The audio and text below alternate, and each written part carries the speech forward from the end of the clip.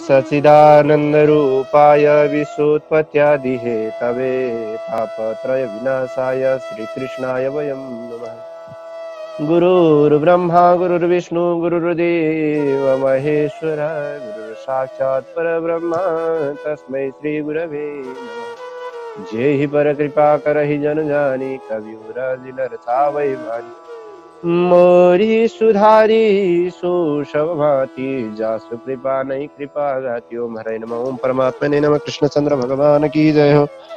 राधा रमण भगवान की जय हो। भागवत भगवान की जय हो। श्रीमद् भागवतको कथा परिचर्चा गर्ने क्रममा आज पनि हामी नयाँ पुनः जोश जागरका साथ लकडाउनले हामीलाई कोठाभित्रै कर्फ्यू अहिले त कर्फ्यूले हामीलाई कोठाभित्रै थुने पनि कोठाबाटै भगवानका चिन्तनहरू कथा सत्सङ्गहरू गर्न सकिन्छ भन्ने यो जुम एप्लिकेसनलाई धन्यवाद दिँदै यही जुम एप्लिकेसनबाट हामी यो भगवत परिचर्चा गरिरहेका छौँ। आउँ आजको यो तृतीय स्कन्धको 28औं अध्यायलाई प्रारम्भ गरौँ। प्रारम्भ गर्दै गर्दा प्रसङ्ग चलिरहेको छ। कपिलदेवले आफ्नी माता देवहूतिलाई सांख्य योगको बेली विस्तार एकदम डिपली एकदम विस्तार पूर्वक गराइरहनु भएको छ। एक एक अङ्ग केलाएर रेसा केलाएर चाहिँ सिकाइरहनु भएको छ, गरिरहनु भएको छ। त्यसै अन्तर्गत आज पनि के छ त भन्दा आज चाहिँ योग कसरी चाहिँ भगवान प्रति चित्त लगाउने, कसरी चाहिँ भगवान प्रति मिल्न जाने योगको विषयमा आजको अध्याय परेको छ। अष्टाङ्ग योग पनि भन्ने गरिन्छ र अन्य योग आदिका कुराहरू पनि यहाँ चर्चामा आएका छन्।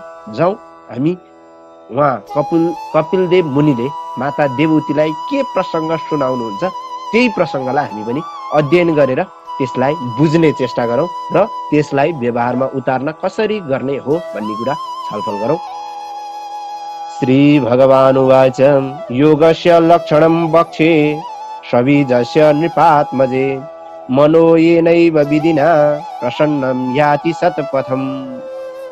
नृपात्मजे अर्थात हे राजपुत्री, हे माता देवहूति, परमात्माको कुनै रूप या प्रणव आदि शब्दहरूको चाहिँ आलम्बन गर्ने गरिएको योगलाई सबीज योग भनिन्छ।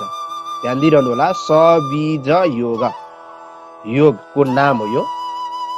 भगवानको कुनै पनि रूपलाई या प्रणव भनेको ओमकार पनि भन्ने गरिन्छ।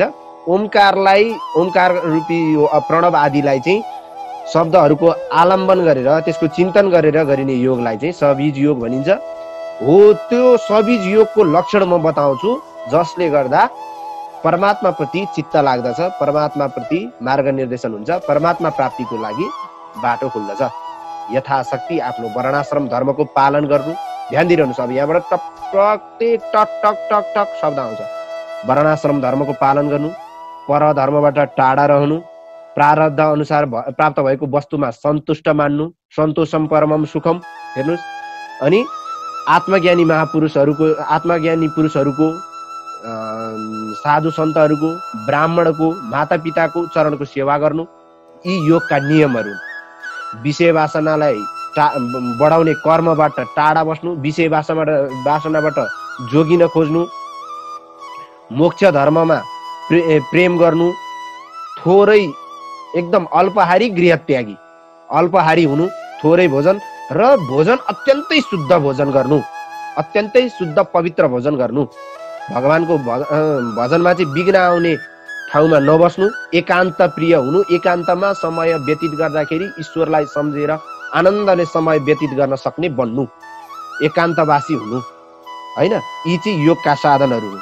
नित्य अब गर्नुपर्ने कर्महरू गर्नु, अनि अहिंसा नगर्नु, सत्य बोल्नु, चोरी नगर्नु, अहिंसा सत्यम स्तेयम यावदार्थ परिग्रह ब्रह्मचर्यम तपः शौचम स्वाध्याय पुरुषार्थमम। अहिंसा नगर्नु, सत्य बोल्नु, चोरी नगर्नु, अनि देह निर्वाहको लागि जति आवश्यक छ त्यति मात्रै संग्रह गर्नु भनेको यतिले राम्ररी पुग्छ, बाँकी जीवनको गति भन्ने तरिकाले अगाडि बढ्नु। धेरै धेरै थुप्रो संग्रह गरेर पनि लैजानेवाला चाहिँ कोही पनि होइन। अनि व्रत ब्रह्मचर्य आदि जुन व्रतहरू छन्, ब्रह्मचर्य, गृहस्थ, वानप्रस्थ, सन्यास आदि व्रतको चाहिँ पालना गर्नु, नियमपूर्वक तपस्या गर्नु, शुद्ध आचरणमा बस्नु, वेदाध्ययन आफ्नो शाखा अन्तर्गतको वेद अध्ययन स्वाध्यायन गर्नु, भगवानको नारायणको पूजा गर्नु, यो चाहिँ सबै योगका साधनाहरू हुन्। अब बाणीको संयमता गर्नु, एकदम कम बोल्नु, मिठो बोल्नु, नित्य पद्मासन आदि आसनहरूलाई जमाएर बस्न सक्ने हुनु, निरन्तर एउटै आसनमा जमेर बस्न सक्ने हुनु पर्यो। कचर कुचु गरेर बस्ने होइन, त्यो भल्ले हल्ले गर्ने होइन, त्यो घुँडा म त्यो 200 भन्ने त्यस्तो होइन। आसन जमाएर बस्ने अभ्यास गर्नु पर्यो योगको लागि होइन। पद्मासन, अरू शीर्षासन आदि गरेका धेरै आसनहरू हुन्छन्, त्यस्ता आसनहरूलाई चाहिँ अभ्यास गर्नु। प्राणायामद्वारा वायुलाई, यो जुन प्राणायाम छ नि, रेचक कुम्भक पूरकको विधि आउँछ, यसले पछाडि पनि भन्ला पक्कै पनि। नभएदेखि हजुरहरूले बुझ्नु भएको छ, गायत्री गर्ने बेलामा प्राणायाम पक्कै गर्ने गरेछ होला। रेचक कुम्भक र पूरकको विधिद्वारा प्राणायाम गर्नु। सकेसम्म इन्द्रियलाई बसमा राख्न खोज्नु, इन्द्रियलाई जय हुनु, इन्द्रियलाई मनको विषयबाट हटाएर चाहिँ भगवान ईश्वरतिरको विषयमा लगाउनु, यो पनि योगको साधना हो। सबै योगका लक्षणहरू बताइरहेछ है, खुइ यत्तिकै हो। अनि प्राण रहने जुन मूलाधार चक्र छ, यसको बारेमा हामीले पहिला महात्म्यमा पनि एकचोटि छलफल गरेका थियौँ। मूलाधार चक्र जुन छ त्यसलाई चाहिँ एकदम प्राणायामद्वारा त्यसलाई चाहिँ त्यो मूलाधार चक्रहरूबाट जगाउँदै भगवानका लीला कथामृतहरू जप्दै अनि भगवानका कथाहरूलाई स्मरण गर्दै त्यो मूलाधार चक्रलाई चाहिँ जगाउनु। त्यहाँबाट चाहिँ भनेको त्यो 7 सरचक्र भेदन चाहिँ कर्मलाई चाहिँ प्रारम्भ गर्नु, यो पनि योगको लक्षण हो। प्राणवायुलाई चाहिँ बसमा राखेर आलस्य भ्यावलाई त्याग्नु होइन। पूर्वोक्त नियम जुन माथि बताएका नियमहरू छन् त्यसरी व्रतहरूको पालना गर्नु, जुन जुन व्रतमा जे गर्नुपर्छ भनेर बताइएको छ त्यो व्रतहरू निष्ठापूर्वक पालना गर्नु, एकदम विषयतिर दौडेर लागि नपर्नु, दुष्ट मनहरूको चाहिँ बिस्तारै त्याग गर्नु। बुद्धिमानी मान्छेले चाहिँ यसरी आत्मालाई चाहिँ ईश्वरतर्फ लगाउने योगको अभ्यास हो। एउटै आसनमा निरन्तर बस्न सक्ने व्यक्तिले पवित्र ठाउँमा चाहिँ आसन ओछ्याएर एकदम स्वस्तिक आसनमा हुन्छ कि अब के हुन्छ, सुख आसन हुन्छ कि कुन आसनमा चाहिँ आफूले जमेर बस्न सक्ने, एकदम डटेर एउटै आसनमा बसिरहनु। यहाँ 9औं श्लोकमा आयो, पूरक प्राणस्य शोधयन् मार्गम पूरक कुम्भक रेचकै। पूरक कुम्भक रेचक जुन यो प्राणायामको माध्यमबाट अथवा रेचक कुम्भक पूरक, योलाई उल्टो सुल्टो दुइटै गर्न सकिन्छ। यसबाट चाहिँ एकदम चित्तलाई चाहिँ स्थिर गराउनु पर्यो, एकदम वायु यो श्वास प्रश्वासलाई एकदम आराम दिलाउनु पर्यो, अनि मात्रै चित्त स्थिर हुन्छ। अर्को यहाँ 10औं श्लोक अत्यन्त महत्त्वपूर्ण छ। मनोचिरात स्यात् विरजम जितश्वासस्य योगिनः। जसरी हावा र आगोले पोलेर शुद्ध भएको फलामले विकारलाई चाहिँ त्याग्दछ, भनेको जब आगोले हानेको र हावाले हानेको त्यो जुन फलाम एकदम शुद्ध एकदम सफा हुन्छ, उसले चाहिँ विकारहरू ख्याहरूलाई चाहिँ त्यागिदिन्छ। त्यस्तै गरी प्राणलाई चाहिँ अधीनमा बनाउने योगीहरूले मन छिट्टै नै निर्मल हुन्छ। तिनीहरूले चाहिँ प्राणलाई अधीनमा बनाउनु पर्यो। प्राणलाई अधीन बनाउनु के गर्नु पर्यो, माथिका योगहरू गर्नु पर्यो, योग आसनहरू माथि बताएका कुराहरू गर्नु पर्यो। आसन जमाएर बस्नु पर्यो, प्राणायाम गर्नु पर्यो, रेचक कुम्भ गर्नु पर्यो होइन, व्रतहरूको नियमपूर्वक पालना गर्नु, निष्ठापूर्वक गर्नु पर्यो, अनि अभ्यास गर्नु पर्यो। माथि बताएका धेरै कुरा बताइसक्यो है। यहाँ लाग्न एकदम सजिलो कुरा हो जस्तो लाग्छ, तर गर्न थालेपछि अनि थाहा हुन्छ कति कुरा बताएर कति ऊ रहेछ। गर्दै नगरेपछि त पढ्न मात्र त, सुन्न मात्र त, त्यो रोचनार्थ फलश्रुति भनेको एकदम रोचक हुन्छ सुन्नलाई होइन। प्राणायामद्वारा चाहिँ एकदम कफवात चित्त यो आदि गरेका, यो कफवात पित्त आदि गरेका जुन रोग हुन्छ, यसलाई चाहिँ प्राणायामद्वारा चाहिँ आफूमा बसमा पार्न खोज्नु। कफवात पित्त आदि रोगलाई चाहिँ प्राणायामद्वारा जित्न सकिन्छ। धारणाद्वारा पापलाई जित्न सकिन्छ। प्रत्याहारद्वारा विषय सम्बन्धी जुन द्वेषहरू छ, रागहरू छ, त्यो जित्न सकिन्छ। ध्यानद्वारा राग द्वेष आदि गरेको दुर्गुणहरूलाई जित्न सकिन्छ। यसरी त्यो दुर्गुणहरूलाई जितोस्। प्राणायामद्वारा आफ्नो शरीरमा हुने कफवात चित्त आदि रोगहरूलाई, धारणा अष्टाङ्ग योगहरू हुन्छन् के, यम नियम आसन आदि गरेका, त्यसमै पर्ने हो यो प्राणायाम भनेको। धारणा भनेको, प्रत्याहार भनेको त्यसमै पर्ने हो। प्रत्याहारद्वारा विषय सम्बन्धी विषय वासनामा चाहिँ नफस्ने होइन। ध्यानद्वारा चाहिँ यो एकदम ध्यान गरेर चाहिँ ती राग द्वेष आदिबाट चाहिँ दुर्गुणबाट चाहिँ जोगिने। योगद्वारा जब आफ्नो मन निर्मल हुन्छ, एकाग्र हुन्छ, तब आफ्नो नाकको अग्रभागमा, यो नाकको टुप्पो छ नि, यो नाकको टुप्पोमा चाहिँ एकदम एकटकले हेर्ने आफ्नो आँखाले, अनि भगवानको चाहिँ रूप सम्झिने।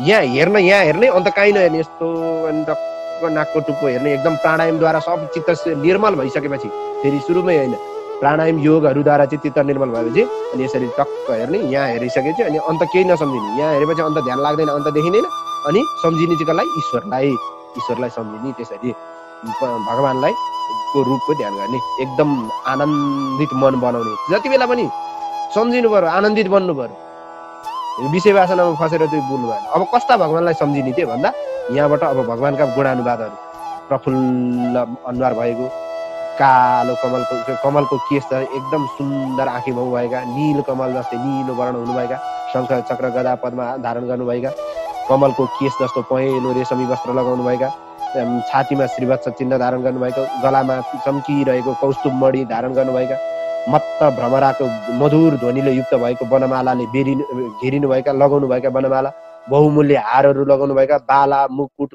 बाजुबन्द होइन पाउजु अनि श्रृङ्गार गर्ने चाहिँ सामग्रीहरूले चाहिँ सिँगारिनु भएका अत्यन्तै सुन्दर अब यो रूप अनुसारको कल्पना गर्नुहोस् भगवानको रूप कस्तो हुन्छ होला अनि संसारका सबैभन्दा राम्रा वस्तुहरू भगवानकै शरीरमा अनि अत्यन्तै कम्बरमा चाहिँ सुवर्ण आदि आभूषणले चाहिँ बनेको त्यो पेटी के भन्छ कम्बरमा लाउने पेटी नै भनिन्छ होइन अब कन्दनी पनि भन्न सकिन्छ पेटी पनि भन्न सकिन्छ होइन त्यो लगाउनु भएका भक्तहरूको हृदय कमलमा बस्नुहुने अत्यन्तै दर्शन योग्य शान्त स्वभाव हुनुभएका आँखालाई चाहिँ एकदम देख्दाखेरि चाहिँ हेरै चकित हुने दर्शन स्वरूप हुनुभएका त्यस्ता भगवान अत्यन्तै सुन्दर रूप हुनुभएका सम्पूर्ण प्राणीहरूद्वारा चाहिँ नमस्कार गरिनुभएका सधैँ किशोर अवस्थामा देखिने कहिले बुढो भएको भन्ने आजसम्म भगवान कृष्णको बुढो भएको फोटो देखान्छ भगवान नारायणको उमेर बढेको फोटो देखान्छ दारी फुलेको फोटो देखान्छ छैन सधैँ किशोर अवस्थामा रहने है त्यस्ता भगवानमाथि कृपा गर्नुहुने सम्पूर्ण भगवानको चाहिँ ध्यान गर्नुपर्छ त्यस्ता भगवानको ध्यान गर्ने यसरी प्रशंसनीय पवित्र यशले युक्त हुनुभएका भगवानको चाहिँ अत्यन्त सुन्दर अङ्गले युक्त हुनुभएका भगवानको त्यति बेलासम्म ध्यान गरोस् जति बेलासम्म भगवानको ध्यानबाट अन्त मनै लाग्दैन जबसम्म त्यहाँ एकदम टिकिरहेछ अब मन विचलित हुन थाल्यो भने चाहिँ छोडिदिनु मन चाहिँ विषय वासनामा यताउति सोच्न थाल्यो अन्त सोच्न थाल्यो भगवानको ध्यान लाग्न छोड्यो अब भगवानको रूप सम्झिन छोड्यो भनेदेखि अनि छोडिदिनु नत्र भने चाहिँ ध्यान गरिदिनु नि एकदम निष्काम भागले युक्त आफ्नो मनले चाहिँ हृदयमा विराजमान गर्नुहुने अत्यन्तै दर्शनीय लीलाहरू गर्नुहुने होइन भगवानको चाहिँ उभिरहनु भएको हिँड्दै गरिरहनु भएको बसिरहनु भएको सुतिरहनु भएको यस्ता प्रकारका अब केमा ध्यान लाग्छ कहिले सुत्या बेला ध्यान लाग्ला भगवानको सुत्या रूप ध्यान लाग्ला कहिले हिँड्दै गरे भगवानको ध्यान लाग्ला कहिले चाहिँ अन्तर ध्यान हुने बेला ध्यान लाग्ला होइन कहिले के उठिरहनु भएको बेला ध्यान लाग्ला कस्तो रूपको चाहिँ ध्यान लाग्छ आफूलाई कस्तो चोइस योर छानी भगवानलाई ध्यान गर्ने विधि छ यार अझै पनि मान्छे गर्दैन होइन योगीले चाहिँ एकदम भगवानको चाहिँ विग्रहमा चाहिँ एकदम राम्रो मनलाई चाहिँ एकदम स्थिर बनाएर पाउँछ जब भगवानको ध्यान गर्छ त्यस्ता भगवानको एक अङ्गको ध्यान गर्नु पर्यो एक अङ्गलाई चाहिँ आफ्नो हृदयमा सजाउनु पर्यो आहा कति राम्रो हस्तकमल आहा कति राम्रो चरण कमल आदि ध्यान गर्नु पर्यो यसरी चाहिँ अब फेरि यहाँ भन्नुहुन्छ वज्र ध्वजा अङ्कुश कमल आदि चिन्हले युक्त भएको त्यो चाहिँ चरण कमलको ध्यान गर्नु पर्यो ध्वजा अङ्कुश जौ रेखा शङ्ख स्वस्तिकहरू रुहा भगवानका पाउहरूमा जुन हुने दायाँ पाउमा बायाँ पाउमा हुने ध्वजा अङ्कुश जौ रेखा शङ्ख स्वस्तिकहरू रुहा भनेर चाहिँ बताइएको छ यो चाहिँ भागवत कुञ्जमा बताइएको छ यी कुराहरू है चरण कमलको त्यस्ता चरण चिन्हहरू भएका होइन 18 चरण चिन्ह छन् भनेर भनिन्छ त्यस्ता 18वटा चरण चिन्ह भएका चरण कमलको चाहिँ ध्यान गर्ने दुईटै चरण कमलको ध्यान गर्ने एकदम जुन भगवानको चरणलाई प्रक्षालन गरेर निस्केको अत्यन्त महत्त्वपूर्ण ध्यान दिइरहनुहोस् जुन भगवानको चरण कमललाई प्रक्षालन गरेर निस्केको पवित्र गङ्गाको जुन जल छ संसार सागरबाट तर्ने तीर्थ स्वरूप छ त्यही गङ्गालाई शिवजीले के गर्नुभयो आफ्नो जटामा आफ्नो शिरमा धारण गरेर चाहिँ आफूलाई मङ्गलमय आफूलाई धन्य बनाउनु भयो शिवजीले पनि त्यस्तै गङ्गा ध्यान गर्ने वाला भक्तको त्यस्ता परमात्माको त्यस्तो चरण कमलको जहाँ जुन चरण कमलमा निस्केकी गङ्गाको अनि त्यस्ता चरण कमलको गङ्गा पनि निस्किने जसलाई गङ्गा निस्केकी गङ्गालाई शिवले पनि शिरमा धारण गरेर धन्य हुने शिवजीले समेत निस्किने त्यो चरण कमलको चाहिँ ध्यान गर्नु पर्यो एकदम पापहरूलाई त छिया वज्रले चाहिँ पर्वतहरूलाई काटे जस्तो छिया पारिदिने हुन्छ त्यस्तो चरण कमलको ध्यान गरेपछि है त्यस्तो कमलको ध्यान गर्नु पर्यो आँखा कमल जस्तै आँखा भएकी सम्पूर्ण देवताहरूद्वारा स्तुतिगान गरिएकी ब्रह्माजी की जननी जो लक्ष्मी माताले चाहिँ लक्ष्मीजीले चाहिँ जन्मरहित हुनुभएका भगवान जुन दुई घोडाहरूको चाहिँ आफ्नो काखमा राख्नु भएको छ, घोडाको काखमा भनेको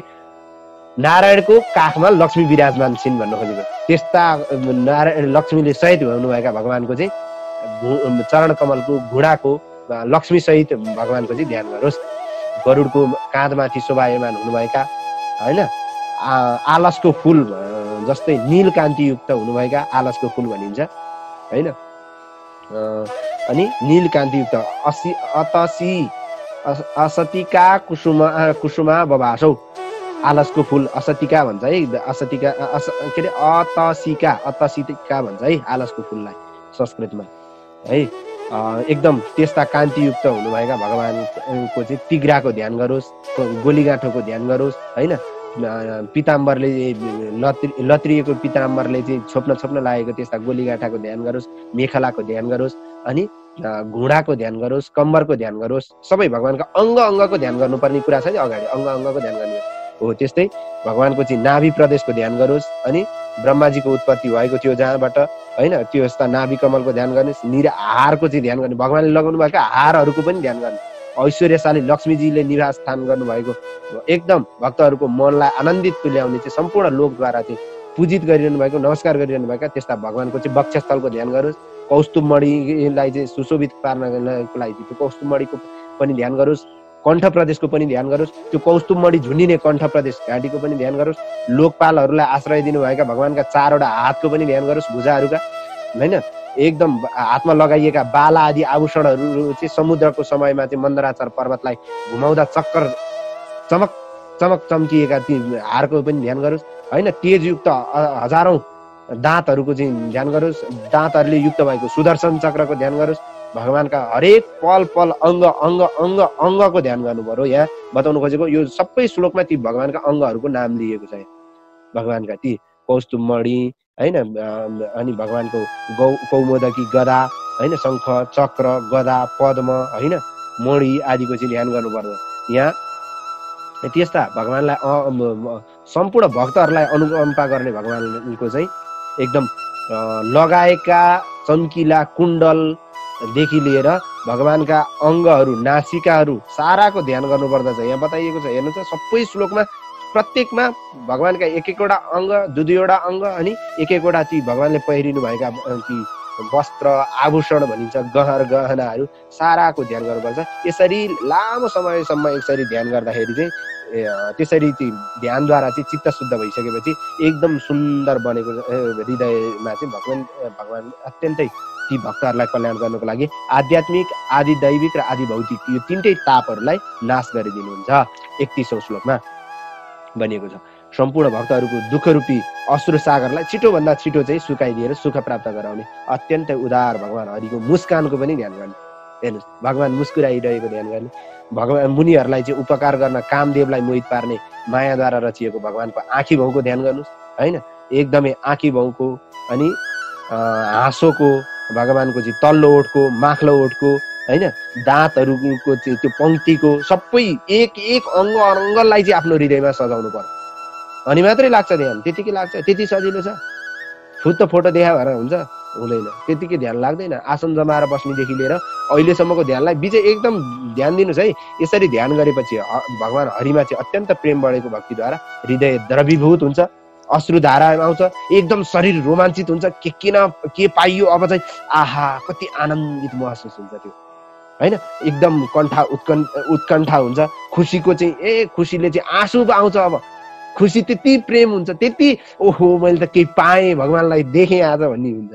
अनि जसरी बल्छीद्वारा समाइएको चित्त के अरे त्यो माछो चाहिँ अब जति गरे नि फुत्किन सक्दैन, त्यस्तै गरी भगवानद्वारा समाइएको भगवानको माथि लगाइएको मनले चाहिँ त्यो बल्छीले समाएको माछो जस्तै यो मन पनि अब अन्त भाग्न पाउँदैन। जसरी अर्को यहाँ उदाहरण 35औं इम्पोर्टेन्ट छ। मुक्ताश्रयम यर्हि विषयम विरक्तम निर्विषयम विरक्तम। मुक्ताश्रयम आफ्नो आश्रय अहङ्कारलाई छोडेको भन्न खोजेको मुक्ताश्रयमले है। जसरी दियोको ज्वाला जुन छ त्यो तेल सकिएपछि आफ्नो कारण स्वरूप तेजमा नै मिलन हुन्छ। दियोमा तेल सकियो भने के हुन्छ? त्यो आफै आफ्नो स्वरमा मिलन हुन्छ, त्यो हराउँछ त्यहाँबाट। भनेको निप्छ हैन। त्यस्तै अहंकारलाई छाडेको, विषयको संलग्नता नभएको, विषयबाट टाढा रहेको मन यो जुन छ त्यो ब्रह्मको आकारमा देखिन्छ, ब्रह्ममै गएर मिल्छ। त्यो जीवात्माको जुन मन छ त्यो त्यो जीवात्मा प्रकृतिका गुणहरूले खडा भएको कारणले चाहिँ खडा भएको त्यो देह आदि उपाधिबाट छुटेर एकदम ध्याता ध्येय र ध्यान आदि भावले चाहिँ रहित भएर एकदम परमात्मामा सर्वत्र परमात्मालाई देख्दछ र परमात्मामा नै सबैलाई देख्दछ। यो अत्यन्तै महत्त्वपूर्ण छ। यो अत्यन्तै महत्त्वपूर्ण। यहाँ हामीले हिजोसम्मकोमा चाहिँ जीवात्मा शरीरलाई बुझेका थियौँ, आत्मालाई बुझेका थियौँ, प्रकृतिलाई बुझेका थियौँ, परमात्मालाई बुझेका थियौँ भने आज हामीलाई मन पनि बुझ्ने अवसर प्राप्त भइरहेको छ। के हो त मन भन्ने यो श्लोकले पुष्टि गर्छ। जो जुन मनले चाहिँ के गर्छ भन्दा भगवानमा भागवत गीतामा के बताइएको छ भने निरन्तर चित्त लगाइरहने भक्तहरूलाई चाहिँ भगवानले बुद्धि प्रदान गर्नुहुन्छ, बुद्धि योग प्रदान गर्नुहुन्छ भनिएको छ। 10औं स्कन्धको 10औं अध्यायको के अरे सरी 10औं अध्यायको 10औंमा गीतामा 10 अध्यायको 10औं श्लोकमा ददामी बुद्धि योगम तम, उसलाई चाहिँ जसले ममा निरन्तर चित्त लगाइरहन्छ। चित्त लगाउनु पर्यो, यहाँ पहिला चित्त स्थिर गर्नु पर्यो। चित्त स्थिर गर्न के गर्नु पर्यो? अगाडिका योगका साधनहरू गर्नु पर्यो।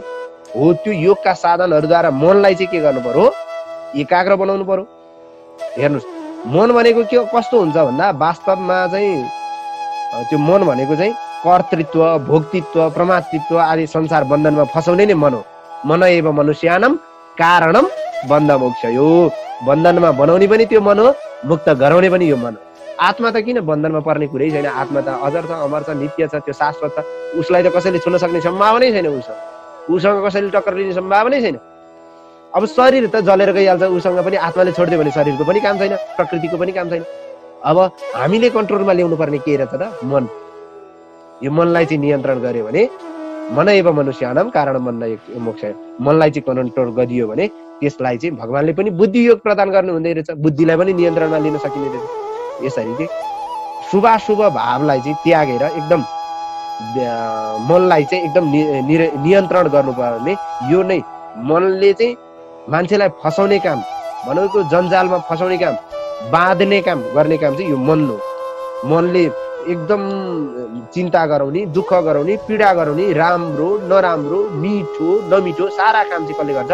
मनले गर्छ। तसर्थ यो मनमाथि निग्रह हुनु पर्यो, मनलाई जित्नु पर्यो। यस प्रकार योगाभ्यासद्वारा चाहिँ आफ्नो मनको पूर्णतया निवृत्ति हुनुपर्छ र गर्नुपर्ने यसरी हो। यहाँ बताउनु खोजेको अज्ञान रहित भई आत्मामा लीन हुनु नै मनको चाहिँ अन्तिम वृत्ति हो। आत्मामा गएर त्यो मनलाई चाहिँ लीन गराउनु पर्यो, आत्मामा लीन गराउनु पर्यो मनलाई। यसरी सुख र दुःखबाट टाढा भएको ब्रह्म स्वरूपमा अवस्थित भएको परमात्माको साक्षात्कार जब हुन्छ त्यो योगीले चाहिँ सुख र दुःखको भोगलाई चाहिँ छोडिदिन्छ। अज्ञानवश यो केही रहन्छ अहंकार भनेर चाहिँ बुझ्दछ उसले। जब भगवानमा चाहिँ आत्मालाई चाहिँ लर चाहिँ मनलाई लर आत्मामा राख्छ, आत्माद्वारा चाहिँ परमात्माको चिन्तन गर्छ भनेदेखि त्यसलाई सुख दुःखको कुनै हुनै हुँदैन। जसरी मदिराको नसामा डुबेको मान्छेले कम्बर आदिमा रहेको वस्त्रको वास्ता गर्दैन अथवा वस्त्र खसेको उसलाई थाहा हुँदैन, त्यसै गरी योगीले यदि चरम अवस्थामा चाहिँ पुगेको, ध्यानमा को चरम अवस्थामा पुगेको यदि अवस्था छ भने अब कसरी के हुन्छ भन्ने कुरा बताएको के ध्यान गरेर त्यस्तो अवस्थामा पुगेको मान्छेको चाहिँ के अवस्था त हुन्छ भन्दा अनि योगीले चाहिँ त्यो आसनमा बसेर त्यसरी ध्यान गरिरहेको बेलामा उसको शरीरमा के भइरहेको छ, उसको शरीरको कपडा झरेको, पन्याको, कपाल मिलेको, नमिलेको, टाउको दुखेको, नदुखेको के पनि थाहा हुँदैन। जसरी मदिराले लट्ठ भएको मान्छेको वस्त्र खुस्किएको थाहा हुँदैन, ढलमा सुतेको थाहा हुँदैन। योगी चाहिँ योगीलाई किन यहाँ त्यो मदिरा खाने मान्छेसँग तुलना गरियो भन्दा त्यो मदिरा खाने मान्छेसँग तुलना गरे होइन, उसको कृत्य कार्यसँग तुलना गरेको। यहाँ ऊ त्यो बेहोस हुन्छ नि त, ऊ बेहोसी हुन्छ नि त, उसलाई आफ्नो वस्त्र खसेको नि थाहा हुँदैन, पैसा खसेको नि थाहा हुँदैन, केही खसेको थाहा हुँदैन। हो योगीले पनि यदि योगमा चाहिँ चरम अवस्थामा पुगेको छ भने उसलाई शरीरको भान हुँदैन, त्यो वस्त्रको भान हुँदैन, त्यो योगले चाहिँ उसलाई त्यो अवस्थामा पुर्याइदिन्छ। यो चाहिँ योगले प्राप्त भएको अवस्था हो। योग गरिसकेपछि यस्तो हुन्छ भनेर पहिल्यै शर्त गराइदिएको, नअल्मलिनु नभड्किनु भनेर चाहिँ पहिल्यै बताइदिनु भएको। जति बेला शरीरलाई चाहिँ उत्पन्न गराउने प्रारब्ध कर्म रहन्छ त्यति बेला प्रारब्ध संस्कारको बसमा परेको शरीर चाहिँ जीवित रहिरहन्छ, शरीर चाहिँ जीवित रहिरहन्छ। तर त्यो आत्माले चाहिँ मनले आत्मामा मिलिसके हुन्छ, आत्मा परमात्माको ध्यानमा लागेको हुन्छ, एकदम परमात्मामा लीन हुन्छ, एकदम तल्लीन हुन्छ, तल्लीन हुन्छ, तल्लीन हुन्छ, त्यसमै लिप्त हुन्छ। एकदम विभिन्न सन्तहरूको विभिन्न योगीहरूको त यस्ता चरित्र हामीले धेरै पढ्न पाउँछौँ। भक्तमालमा एउटा चरित्र छ, जुन नाभादासजी महाराजको चाहिँ जुन जसले भक्तमाल लेख्नुभयो, उहाँको गुरु जब ध्यानमा हुनुहुन्थ्यो एकदम ध्यानबाटै भगवानको पुरा पूजा गरिरहनु भएको थियो, पुरै तल्लीन, पुरै त्यसमै। त्यस अग्रदास कि अग्रदेव जस्तो लाग्छ मलाई, उहाँ हुनुहुन्थ्यो नाभादासजीको चाहिँ गुरु। ध्यानमा तल्लीन तल्लीन तल्लीन भइरहेको बेलामा नाभादासजीले चाहिँ थाहा पाउनुभयो गुरु त ओहो परम पूजामा लाग्नु भएको छ भन्ने थाहा पाउनु भएको। त्यो एउटा मिठो चरित्र छ। यस्ता भक्तमालमा चाहिँ त्यस्ता विभिन्न चरित्रहरू छन्। योगीजनले चाहिँ ध्यानको अन्तिम अवस्थामा पुग्दाखेरि चाहिँ उहाँहरूको अवस्था कस्तो भएको थियो भनेर चरित्रहरू त्यहाँ पढ्न पनि भइन्छ। यहाँ पनि बताइदिएको छ, हामीलाई इङ्कित गरिसकेको छ। यहाँ पनि बताइदिएको ध्यानको यस्तो अवस्थामा पुगेपछि यो अवस्थामा हामी उपस्थित हुन्छौँ। यसरी जब मरण धर्ममा चाहिँ जीव पुनः धन पुत्र आदिमा चाहिँ छुट्टै अब चाहिँ मोहदेव, अब चाहिँ अघि पछि चाहिँ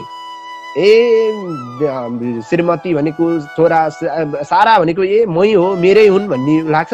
अब जब यो ध्यानबाट चाहिँ त्यो परमात्मासँग मिल्ने अब त्यो बाटो खुल्छ, जब परमात्माको चिन्तन हुन्छ, अनि यो छुट्टै पो रहेछ त, सारा कुरा छुट्टा जान्छ नि।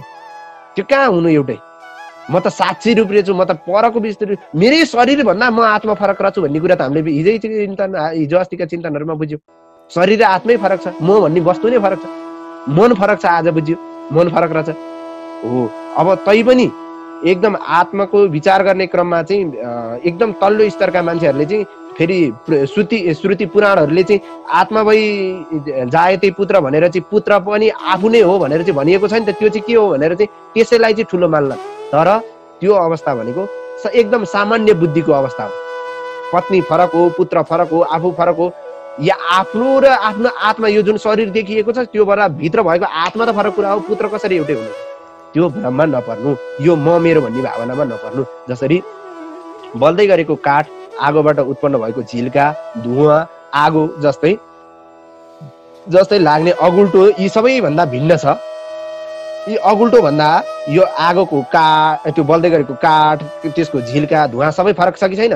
त्यस्तै गरी पञ्चमहाभूतबाट चाहिँ बनेको इन्द्रिय, अन्तस्करण, प्रकृति, जीव भन्दा निर्गुण ब्रह्मस्वरूप चाहिँ साक्षी परमात्मा भिन्नै छ।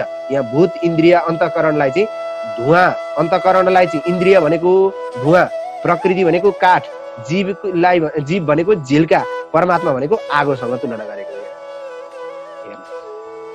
त्यो जस्तो झिल्का फरक कुरा हो होइन, जसरी आगो फरक कुरा हो, जसरी त्यो अगुल्टो फरक कुरा हो, त्यसै गरी त्यो काठ फरक कुरा हो। सारा फरक भयो। जस्तै यो प्रकृति, ईश्वर, जीव, इन्द्रिय, आत्मा, परमात्मा, मन, पुत्र, पौत्र होइन, श्रीमान, श्रीमती, सारा कुरा फरक हो। यसमा चाहिँ नफस्नु, यसमा चाहिँ नभुल्नु भनेर चाहिँ भन्न खोजेको। पञ्चमहाभूतबाट बनेका यो सम्पूर्ण पदार्थहरूमा चाहिँ कारण स्वरूपले चाहिँ पञ्चमहाभूत नै रहे जस्तै स्वरूपको चाहिँ साक्षात्कार भएपछि, यी कुराहरूको चाहिँ सम्पूर्ण कुराहरूको साक्षात्कार भएको पछि परमात्मामा मिल्ने देख्नु पर्दछ, परमात्मा नै मिल्नु पर्दछ। यसरी सबै कुरा बुझिसकेपछि, जस्तो एउटै अग्निको आफ्नो कारणमा चाहिँ घाँसमा भए अर्कै रूप होइन, दाउरामा भए अर्कै रूप होइन, भए जस्तै एउटै पानीलाई चाहिँ गिलासमा हाल्यो भने फरक रूपमा हुन्छ, प्लेटमा हाल्नुभयो भने फरक हुन्छ। एउटै दाउराको आकार अनुसार अग्निको स्वरूप भए जस्तै यो आत्मा केमा पर्छ त्यो अनुसार स्वरूप देखिएको।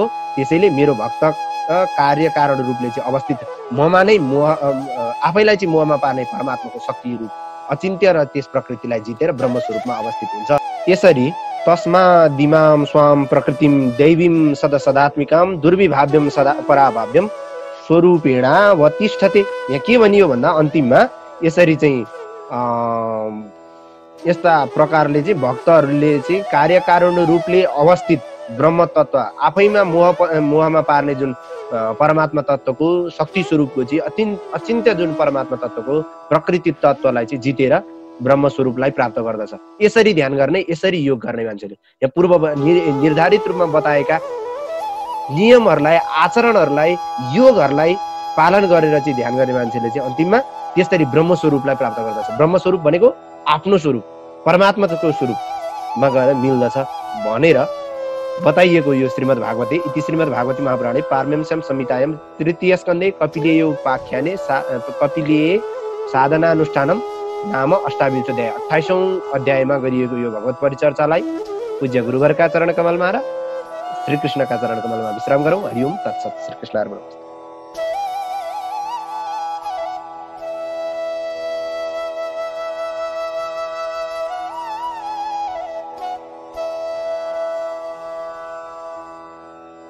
यस्तै भिडियोहरूको लागि हाम्रो च्यानललाई सब्स्क्राइब गर्नुहोस् र फर्स्टमा भिडियो हेर्नको लागि बेल आइकनलाई अन गर्नुहोस्।